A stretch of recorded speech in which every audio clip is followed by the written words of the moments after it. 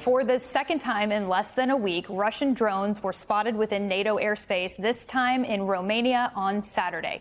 The European Union called it a reckless escalation by the Kremlin, raising tensions and threatening security in Eastern Europe, weeks after Vladimir Putin, of course, had his high-profile summit in Alaska with our president, and he was also in Beijing. Joining us now, NBC's Danielle Hamamdjian and Michael McFaul, former U.S. ambassador to Russia and MSNBC international affairs analyst. And Danielle, when Russian drones flew over Poland just last week, NATO jets scrambled to try to shoot them down. What can you tell us about this latest incursion and the response to it?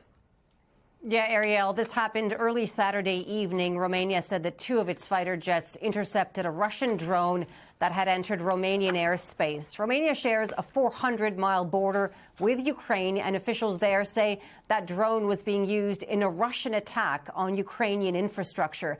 It traveled about 6 miles into Romanian territory, flying very low, and for a total of 50 minutes. The pilots received authorization to shoot down the target, but assessed in that moment the collateral risk and decided in the end not to open fire.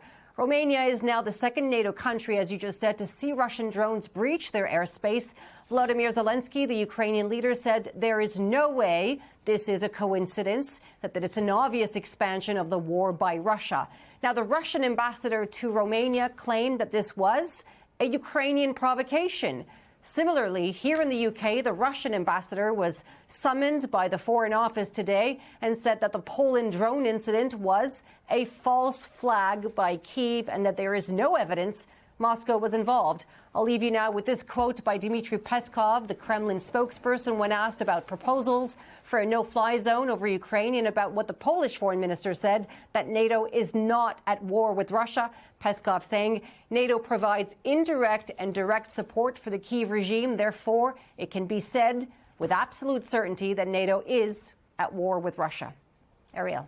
Wow, that is quite some rhetoric. Danielle, thank you. And Ambassador, one would assume that Putin is well aware of the risks that he's entering NATO territory. One misstep could trigger Article 5. It sounds like he is almost inviting it in a way, and that could trigger war with the West. What's the end game here?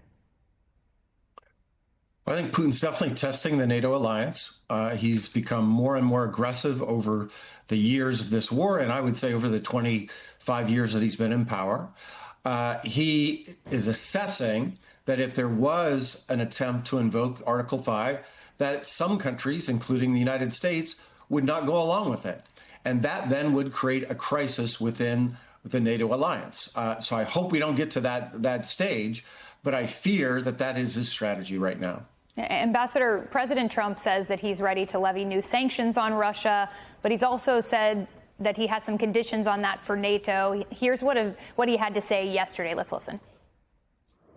Look, Europe they're my friends, but they're buying oil from Russia. So we can't be expected to be the only ones that are, full bore. But Europe is buying oil from Russia. I'm willing to do sanctions, but they're going to have to toughen up their sanctions commensurate with what I'm doing. So, Ambassador, for a moment, take us through that strategy. Europe obviously has a lot to lose by allowing Russia to pursue the path of escalation and aggression that we're seeing. What's the likelihood that Europe actually agrees to what Trump wants, and what would their calculus be behind acquiescing? Well, I support what President Trump says. European countries, Hungary in particular, Slovakia, should not be importing Russian energy. And I think he has a very close relationship, especially with Viktor Orban. If he's so passionate about it, he should call Orban and tell him that and push back on his good friend Viktor Orban in Hungary to stop doing that. But secondly, let's be clear, the Europeans have imposed some sanctions that the United States has not. For instance, on many of these, they're called the shadow fleet that Russia uses to export its energy with these ships. Europe has imposed sanctions. We have not. President Trump, since he has been in the White House for a second term, has not imposed one single sanction on Russia. I want to repeat that. Not one single sanction at a time when Europe has been increasing sanctions. So I appreciate he wants the Europeans to do more, but we need to do more too to be commensurate with what they have already done. So how does Trump get by with that, not imposing sanctions on Russia while demanding that NATO allies do more? How does that sneak by in the public sector? And then, you know, I have to kind of wonder, what would the options be for those European countries if they wean themselves from oil from Russia? Where do they turn? Well, to your second question, there are alternatives, including from us. So that, I think, is a solvable problem. It might be an expensive one in the short term, but it's a solvable problem. It's not insurmountable. Your first question is a harder one. And I just hope the president has tried to end the war. I applaud the fact that he has. But his strategy is not working. And what it looks like instead to me and to many Europeans and to many Ukrainians, and by the way, to many around the world, including in places like Taiwan, is the president looks really weak right now. He provided this red carpet and he embraced Vladimir Putin in Alaska, talked about their close friendship, and said there was going to be negotiations. And there have been no negotiations, nothing whatsoever. So I think President Trump and his team have to do more coercive stuff to get Putin's attention. And the list is very simple. 1, new sanctions, and 2, new weapons and military assistance to the Ukrainians.